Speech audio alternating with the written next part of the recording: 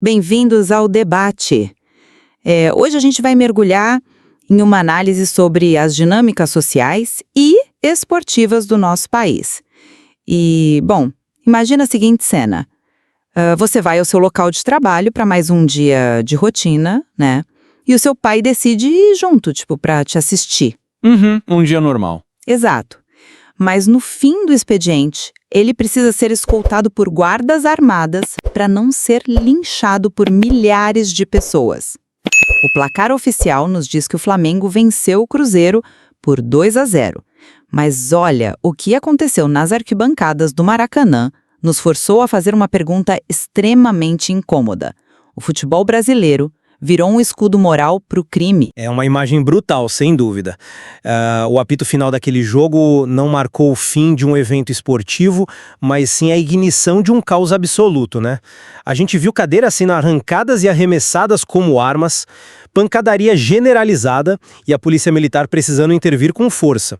E tudo isso orbitando a figura do jogador Gerson, que, ele passou os 90 minutos sob uma chuva de vaias e xingamentos de mercenário. E essa tensão simplesmente transbordou para a própria família dele na arquibancada. Nossa, sim. E o que nos traz diretamente ao centro da nossa discussão de hoje. O Brasil inteiro passou a semana debatendo, quem começou a confusão no Maracanã. E a minha posição aqui é bem clara, sabe? O que vimos não é um raio caindo em céu limpo. É a evidência de uma falência sistêmica e cultural do nosso futebol. Nós criamos um ambiente onde a linha que separa a rivalidade esportiva da barbárie pura simplesmente evaporou. O ecossistema do futebol legitima e alimenta essa violência sob o disfarce da paixão. Eu não consigo concordar com esse diagnóstico tão estrutural, sabe? Por mais tentador que seja culpar a cultura do esporte.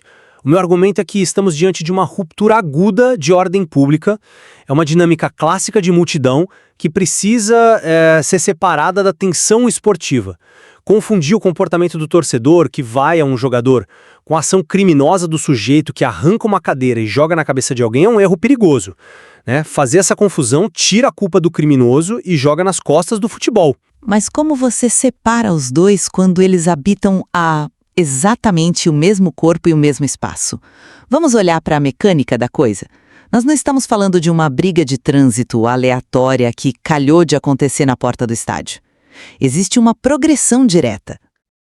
Uma linha reta entre o linchamento moral que o Gerson sofreu em campo e a ameaça física ao pai dele. A cultura do estádio opera na base de algo que a psicologia chama de licenciamento moral, sabe? O torcedor paga o ingresso e de repente sente que comprou o direito de desumanizar o atleta. Quando você normaliza que um estádio inteiro chame alguém de mercenário de forma tão implacável, você suspende as regras básicas de civilidade. A doença é a mesma. O arremesso de cadeira é só o sintoma no estágio terminal, entende? Olha, o problema dessa sua linha reta é que ela ignora como a mente humana funciona no meio de 60 mil pessoas. Você menciona a psicologia, então vamos falar do conceito de desindividuação. Tá, ok. Perde a própria identidade. Ele não é mais o cidadão com CPF. Ele é a massa. E a massa não tem freio moral. Vaiar o Gerson, gritar que ele é mercenário, por mais áspero que seja, é o que chamamos de catarse ritualística. É a válvula de escape do esporte. Mas você acha que as vaias foram justas ou exageradas? Porque, independentemente de serem justas ou não, o salto dessa catarse para arrancar uma cadeira plástica e usá-la como arma não é uma evolução natural da vaia, sabe? É um rompimento total. A vasta maioria daquele estádio vaiou o Gerson e foi para casa jantar em paz. Uma fração mínima cruzou a linha do Código Penal. Quando você diz que futebol legitima isso, você dilui a responsabilidade do indivíduo que decidiu cometer um crime. Quem está nos ouvindo agora e bate ponto no Maracanã ou em qualquer outro estádio pode pensar: eu xingo o juiz, chamo o adversário de perna de pau e nunca arranquei uma cadeira na vida. E é verdade, né? O torcedor comum não faz isso. Mas eu quero te propor uma analogia sobre como o ambiente dita o resultado. Você conhece o conceito de superresfriamento na física? Ah, aquele em que a água fica abaixo de zero, mas não congela até que haja um impacto. Exatamente. A água está abaixo do ponto de congelamento, mas continua em estado líquido, aparentemente calma. Mas basta um único peteleco na garrafa, uma pequena perturbação e a água inteira congela de forma instantânea e violenta. Os 90 minutos de hostilidade contínua e direcionada ao Gerson foram o super resfriamento do Maracanã. Entendi aonde você quer chegar. Pois é, o estádio, com a sua arquitetura de arena, foca toda a agressividade para o centro. Aquela tensão não dissipou, ela foi se acumulando. O ambiente inteiro ficou super resfriado de raiva. Nesse cenário, focar apenas no primeiro cara que jogou a cadeira é irrelevante. O ambiente tóxico garantiu que, ao menor pretexto, o estádio inteiro iria congelar em violência. É por isso que o pai dele virou alvo. A hostilidade virou o oxigênio do lugar. E aí eu pergunto, os torcedores estão confundindo futebol com violência? Para mim, a resposta é sim. A sua metáfora do super resfriamento é visualmente forte, claro, mas ela falha na aplicação prática porque a água na garrafa é toda igual. E as 60 mil pessoas no estádio não são. Você tem o cara que quer ver o jogo e o cara que quer arrumar briga sentados na mesma arquibancada. Mas eles vivem em planetas paralelos. Essa ideia de que o ambiente tóxico garantiu a violência soa muito poética, mas mascara um fato importante, sabe? Qual? Que a violência de estádio é, na esmagadora maioria das vezes, protagonizada por grupos que já vão com a predisposição para o confronto. O cara que ataca o familiar de um jogador não foi corrompido pelas vaias dos últimos 90 minutos. Ele já possui um déficit gigantesco de respeito pela ordem civil, entende? Ele só usa o anonimato da massa de torcedores comuns como camuflagem para agir. Bom, se essas pessoas são apenas criminosos isolados usando o futebol de camuflagem, porque a resposta da sociedade é sempre debater o futebol. O material que embasa a nossa discussão relata como as redes sociais entraram em combustão após o jogo. Inúmeros torcedores e até comentaristas começaram a questionar se a rivalidade entre torcidas está passando do limite. Se a sociedade está ativamente gastando energia para debater se arremessar cadeiras e cercar o pai de um atleta é uma questão de rivalidade exagerada, a mera existência dessa dúvida já não comprova o meu ponto. Olha, o futebol brasileiro perdeu completamente a capacidade de distinguir esporte de violência. As pessoas estão justificando o injustificável com a bandeira da paixão clubística. Fazer essas perguntas já é um erro conceitual de quem conduz o debate público, né? Mas sobre as redes sociais, a gente precisa ser muito pragmático. O algoritmo não é um reflexo fiel da moralidade de um país. Ele é uma máquina desenhada para amplificar o comportamento tribal. Quando o sujeito vê a imagem de uma cadeira voando e digita que rivalidade faz parte, ele não está fazendo uma avaliação ética. Ele está defendendo a própria tribo. Sim, mas a tribo é o futebol. Sociologicamente, a rivalidade verdadeira pressupõe que o seu adversário exista no dia seguinte, para que o jogo continue. A violência física pura busca a aniquilação do adversário. Então, tratar o que houve no Maracanã como rivalidade que cruzou a linha é dar aos criminosos um crédito que eles não merecem. Eles não são torcedores que se excederam. Quem ama futebol de verdade não briga no estádio. Mas aí nós chegamos ao coração do problema institucional. Se você afirma que é um crime de ordem pública, uma falha de segurança que nada tem a ver com a cultura do futebol, por que as instituições relutam tanto em extirpar isso? Se fosse um shopping center, a polícia entraria, prenderia os responsáveis e o shopping adotaria medidas brutais para garantir que nunca mais acontecesse. Mas no futebol, não. O clube vende o ingresso, lucra com essa tensão toda e depois lava as mãos. A inércia dos clubes é real, mas... Fica a pergunta, o Maracanã deveria sofrer algum tipo de punição por causa da briga? Clássicos de jogos grandes sempre vão terminar em confusão. Se o esporte não funciona em um vácuo, a falta de punições severas, tipo jogar com portões fechados ou banir torcidas organizadas de vez, não é uma admissão de culpa. A complacência das instituições é o que torna isso um problema sistêmico. Espera, pedir a sancionar o Maracanã pesadamente ou proibir a presença de público de forma indiscriminada por causa das ações de alguns baderneiros é exatamente onde as políticas de segurança esportiva falham. Você pune os 99% que foram exercer sua paixão esportiva por causa de 1% que cometeu um crime. Mas como você isola esse 1%? A impunidade institucional existe, concordo. A resposta punitiva aos indivíduos deve ser implacável. Você me pergunta se jogar cadeira deveria gerar prisão imediata? Sim, e banimento vitalício através de reconhecimento facial. Se a certeza da punição mudar, a equação de risco desse criminoso muda.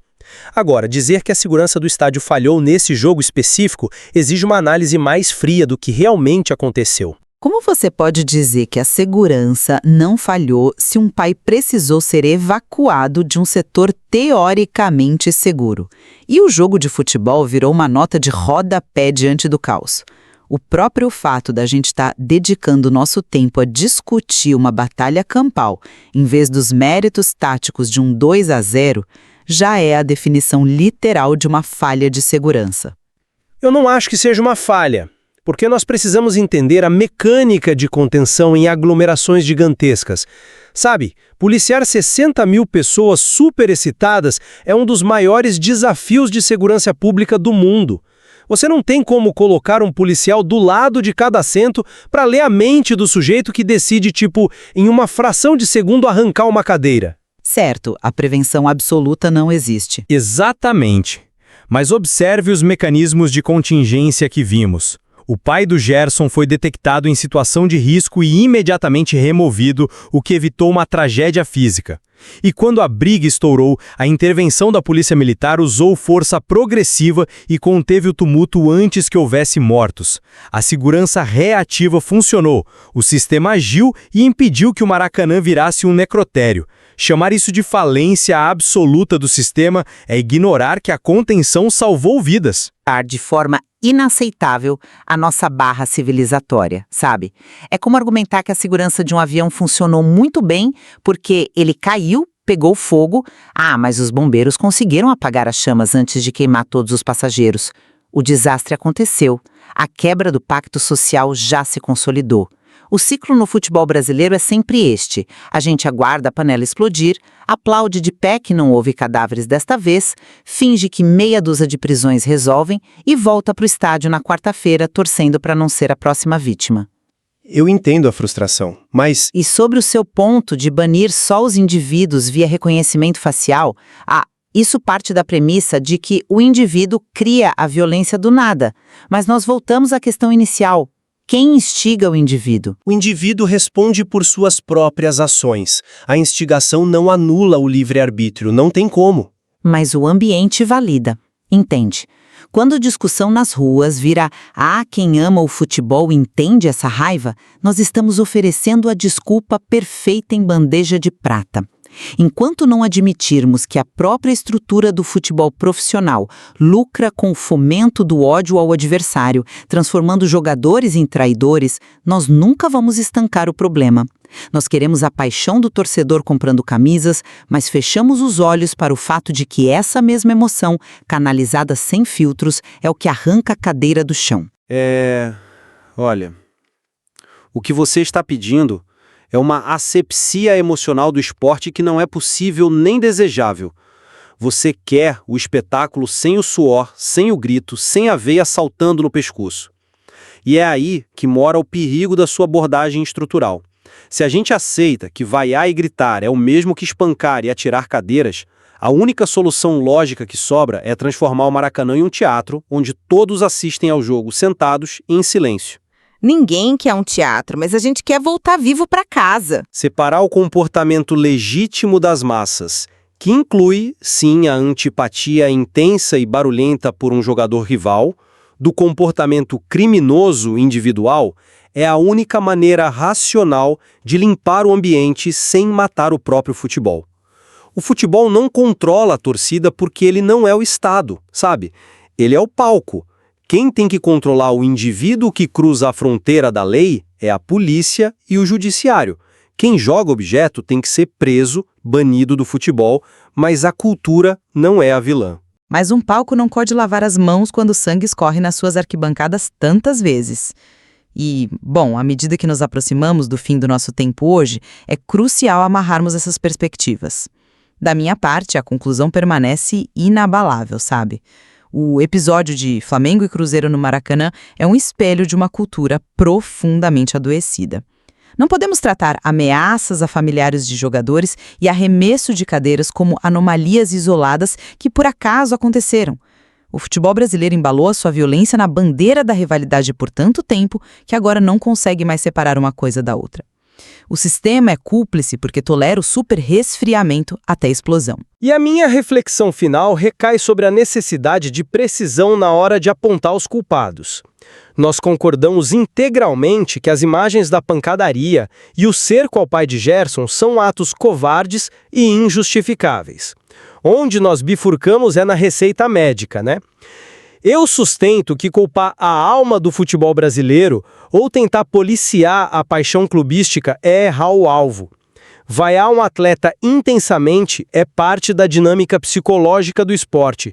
Jogar uma cadeira é crime.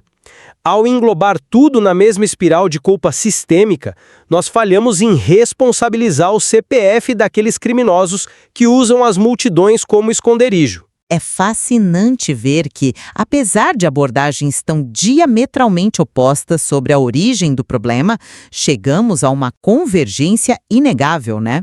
A violência física não pode, sob hipótese alguma, continuar sendo mascarada como amor incondicional ao clube. A impunidade moral precisa acabar.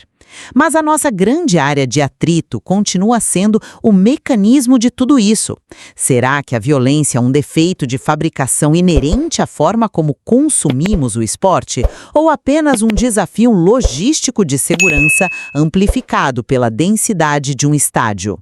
É uma dicotomia que não se resolve com respostas fáceis daquelas que a gente vê no Twitter. Exige que olhemos para a psicologia humana, para a estrutura legal e para a mecânica de como operam as nossas emoções em massa, e aplicar o remédio errado pode acabar gerando ainda mais injustiça. Sem dúvida alguma, a complexidade dessa dinâmica mostra o quão rasos são os debates que buscam apenas vilões fáceis. Nós convidamos você que está nos ouvindo a levar essas lentes para suas próprias reflexões. Nos próximos clássicos que você acompanhar, preste atenção aos pequenos mecanismos que discutimos aqui. Observe a temperatura subir, o efeito de manada se formar e pergunte a si mesmo onde exatamente a arquibancada deixa de ser um espetáculo coletivo de paixão esportiva e passa a ser apenas o pretexto para o caos. Fica esse convite para observar não apenas o jogo de bola, mas o jogo humano. Obrigado por estarem com a gente para mais essa análise e até a próxima.